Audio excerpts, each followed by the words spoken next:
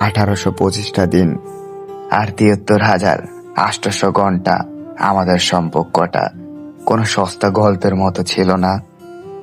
আরিয়ান আর নীলার ভালোবাসা একটা উপন্যাসের মতো, যার প্রতিটি পাতায় ছিল আগামীর স্বপ্ন। আরিয়ান যখনই নীলার দিকে তাকাতো, তার চোখে থাকতো এক অদ্ভুত নির্ভরতা। সে ভাবতো দুনিয়া একদিকে হয়ে গেলেও নীলা অন্তত ওর হাতটা কখনোই ছাড়বে না।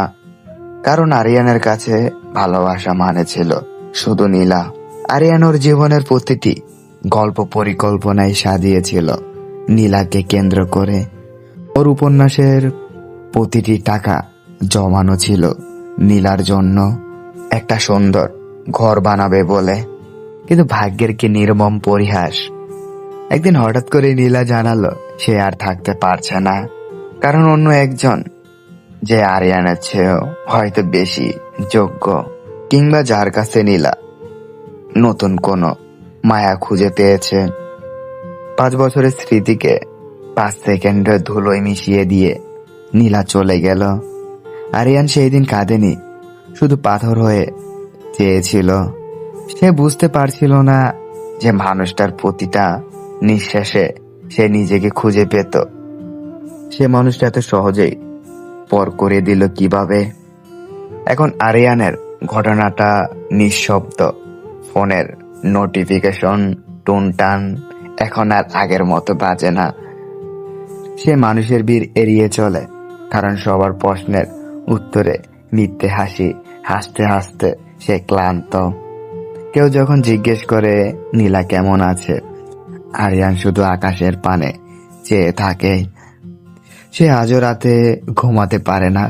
মধ্যরাতে বালিশ ভিজিয়ে সে কাঁদে আর ভাবে, নীলা তুমি তো বলতে আমি ছাড়া তোমার ঘুম আসে না, তবে আজ অন্য কারো বুকে মাথা রেখে তুমি ঘুমাচ্ছ কি করে? 5টা বছর মায়া কি একবারও তোমাকে পিছু টান দেয় না? সবচেয়ে বেশি কষ্ট তখন হয় যখন আপনি বুঝতে পারবেন যাকে আপনি আপনার দুনিয়া ভেবেছিলেন, তার দুনিয়াতে আপনার কোনো অস্তিত্বই নেই। আরিয়ান এখনো নীলার দেওয়া সেই রুমালটা আগলে রাখে।